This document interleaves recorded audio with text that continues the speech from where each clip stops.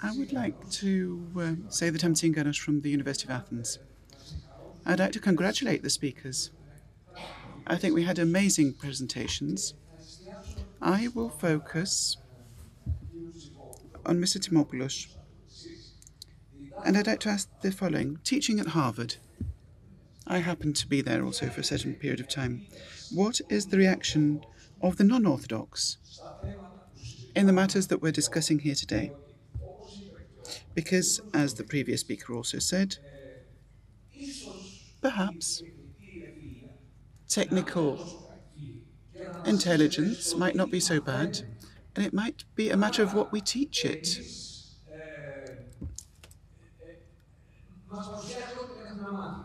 So it presents what we've actually taught it. Perhaps we should also teach ChatGPT about the way that the Orthodox people live, as the Archbishop very correctly said. I'd like your view, Mr. Psimopoulos, because you are talking with others, non-Orthodox, on these matters. Thank you. Well, thank you very much, Professor, Mr. Tsiganos. And thank you very much for the question, because I did expect somebody to put it to me. Truth be told, our foundation, although it started by a graduate of the University of Cambridge, we're in the Massachusetts, who was a priest, John Harvard, 1636, it's considered to be a very secular institution, and that is something that we are trying to change in our program, where we're mostly Christian, if not all Orthodox. And from my prospect, without having been, in fact, studying theology, but I've been looking at religious bioethics for that matter. Let me give you an example. Harvard doesn't normally say this, but when I received my degree from the medical school, on the seal that each and every such diploma has, and I don't know if everybody's heard it, I also learnt it when I graduated. So it has veritas on it, as you saw in our logo, which means truth. But we don't also say what it had in the past. In the past, it was veritas, Christo et Ecclesia. And I should say that the degree is in Latin, the truth of church and the church, the truth of Christ and the church. And I think this is very important for an Orthodox Christian, as I'm trying to do my utmost with the help of God and His blessing. People, slowly but surely, are rethinking certain things. I can say this. People who are not related to God are wondering, at least those who are open-minded. Certain people, of course, are indifferent in terms of theology, but they can be excellent scientists, but the best possible scientists, and our colleagues and students say this, I believe that the best scientists are the Christian ones. And I believe that Orthodox Christians are the best. Of course, I'm not saying this with arrogance. It's put simply and humbly as I believe it. But we have the humility that we can have in such an institution because we have so many amazing people around us as Nobel laureates. I think it's very useful to have this voice, at least the Orthodox voice. Some people understand it. I have students who are beginning to actually come and visit Thymios Stavros and the other churches that we have. We have a lot of students from Harvard, MIT, who would not go to church normally. Would you like to add something? No. A question to Mr. Psimopoulos? Well, I'm Father Christopoulos Chronis. Congratulations, Mr. Psimopoulos. In the beginning, you gave certain prompts to the AI, and you had an image of what God is, a technical God, and another different image. Is there, in fact, a mind that guides these? Is there certain management that affects it, influences it. Because if there's a management, I think that the Orthodox are not doing well. Why do I say this? Because I saw that you had Siri of Apple. If we were to ask, hey Siri from Apple, who is the founder of the Catholic Church, it will say Jesus Christ immediately. Well, if we were to ask about the founder of the Orthodox or the Eastern Orthodox Church, and it will say, here's what I found, and it will give certain excerpts from Wikipedia and other encyclopedias. Who arranges for all this? Well, thank you very much for the question. I'm not in charge of how the algorithms are made. You can do it if you have an Apple device on the spot. Now, I don't know how we can actually go about drawing the information. I'm quite curious about this. I think it's a bit strange. We had in Huffington, in the theological school of Dimios Stavros, I just shared it with His Eminence from Australia, and I can show you this. We had this flyer that Kostis Daskalakis made, my friend Kostis from MIT, and he was telling us a few things, and this was amazing as an event about how this works. He was saying, in fact, that there is nobody that controls how an image will be created, but the level is quite low, in fact. And Professor Daskalakis gave us an example. There is a game called Tic-Tac-Toe. Certain of our American friends will know it. And he says that this needs strategy. Very simple steps, in fact. But any type of generative AI doesn't do at all well in this game, and he used it Dali too. That means that we should not imagine that there is somebody that controls these in some way or other, because the level so far before super intelligent AI that might come out in the future,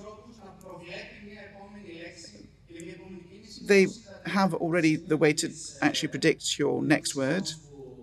And in one of the pictures I showed you, we had some words, some letters that were apparently meaningless. And it's as if a different dialect, a dialogue that we have with AI, and specifically Dali 3. And Professor Daskalakis said that it cannot always understand some things, and its output is whatever it can put together. It puts together whatever it can, and this product is what we see. So there's nobody else that controls it. But we can, and that's what I would like to add, we can, in fact, put Orthodox spirituality and all the good things that this encompasses and create a better source for data and train the algorithms. That's what we're trying to do with our students, who will be the scientists of the future. Permit me to comment that Mr. Kobti made a very exhaustive presentation on exactly that matter. Would you perhaps like to say a few words about the results are determined? Thank you. Very good question. And I'm sorry I didn't get a chance to go into more details on how the model is trained and how the algorithms work. In a way, I mentioned it's a black box. But it's not really a black box because we have input into what happens in this black box by doing what happens before when we design the model, that is pre-training, where we get the data from. The data has a lot to say. I'll simplify it. Think of statistics. You've all studied statistics. So the larger the sample you have, the more your results are skewed toward that sample. So if the more resources you have with one idea or one bias, then those resources will have influence on that outcome in a statistical sense. So in designing the model, in collecting the data and capturing the data and training it so that you create these regression models and these statistical models so that it can do its prediction based on the data. But then there's also what happens inside in actual use of the data. There's a lot of customization of parameters. So that's why you need big machines, because some parameters, if we're asked for certain things, certain rules of the game, whether it's a specific game, we know the domain, then we can add these rules so that it looks smart, but we simply gave it the rules. So if the rules are wrong, you can have wrong answers. But also what happened after, even when it gives you the results, there's ranking algorithms. There's a lot of things that happen after the post-processing. And here we can also play a role in what we want to show, what we don't want to show. And there's a lot of scientists who actually put it in a cage, as to use the analogy, so that nothing comes out to the user without them checking it first. And if they don't like what they're sending, they can go to the next results and the next results until they get the one they like you to see. So there's many stages where this can be influenced, and we have a lot to do with it. So before you put it in auto drive, you gave it a lot of what it's going to be using to generate the answer. Hope this helps.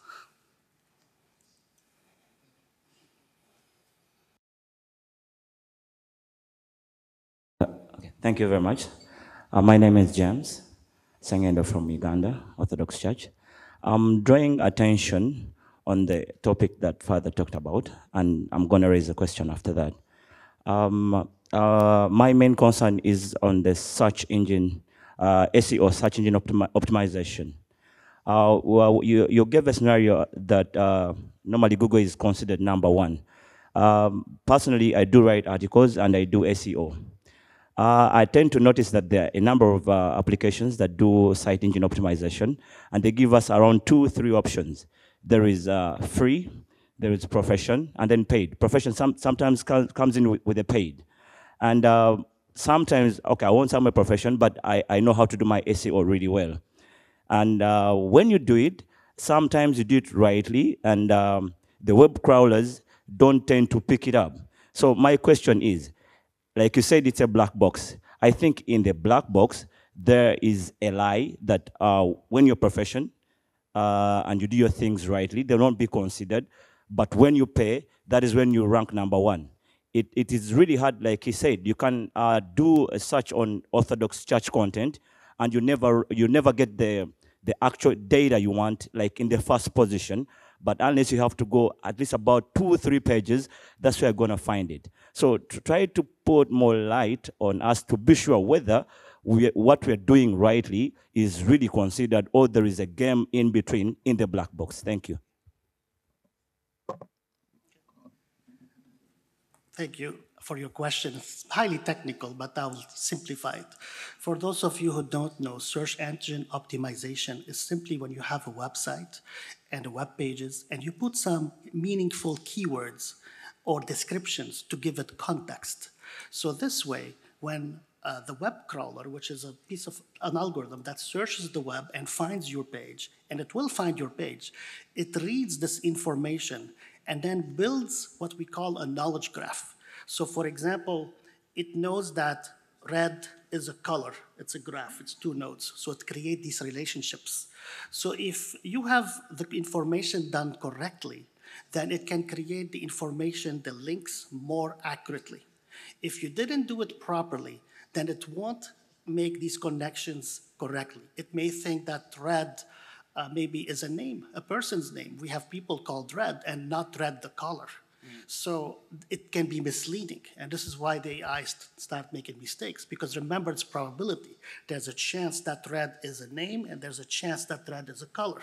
So it depends on how many times and how you designed your page or your content. So what this means to us, it goes back to the statistical metrics that I was talking about. The more information, the more content, the more meaningful content, that you make it easy for the technical algorithms to extract information from, interpret, and build, then they use it into their AI generative engine in prediction. So if you say red is a color 90 times and red is a person 10 times, then the next time you ask it about red, it's going to say it's a color. because it has 90% of the input. So in a way, it does that. But I can talk to you later about SEO optimization and why Google's not ranking you. Thank you.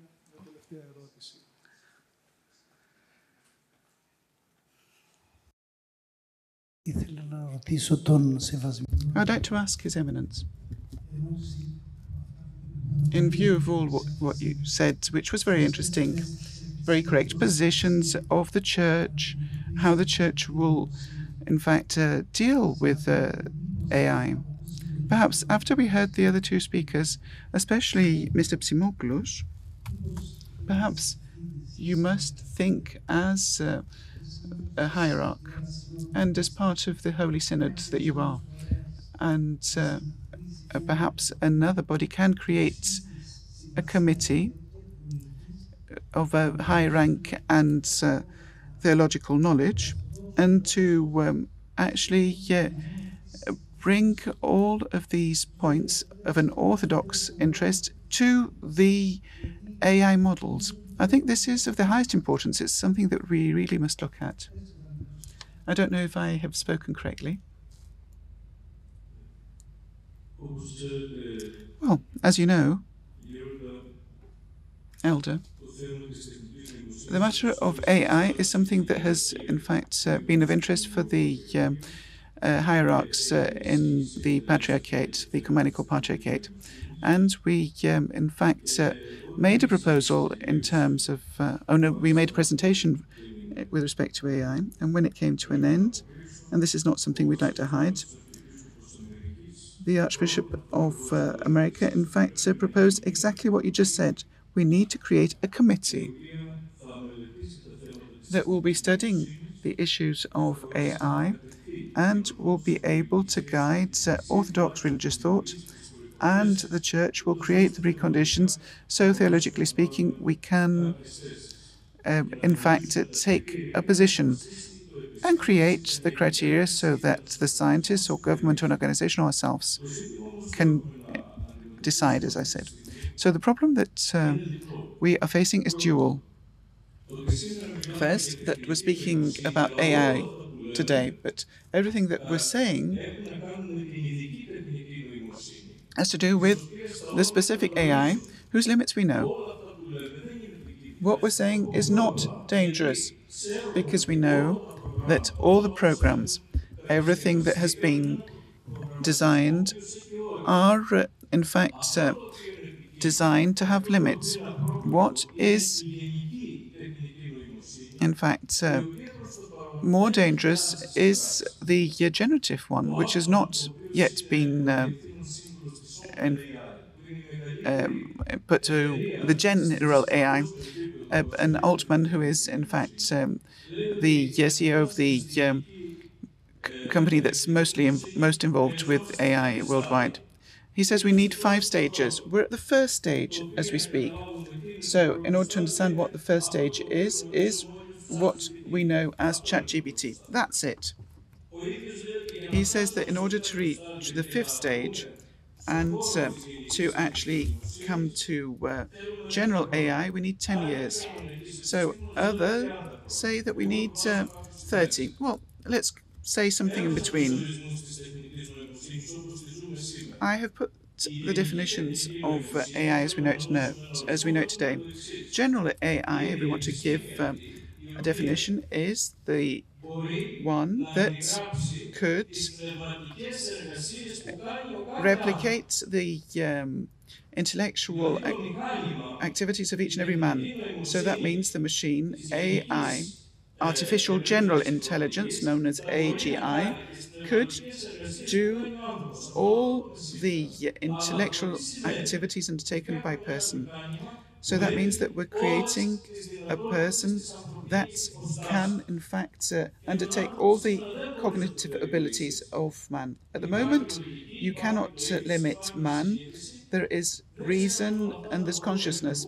I don't know if all of that will be able to operate in a machine. And that is why we cannot yet set boundaries, because we have started.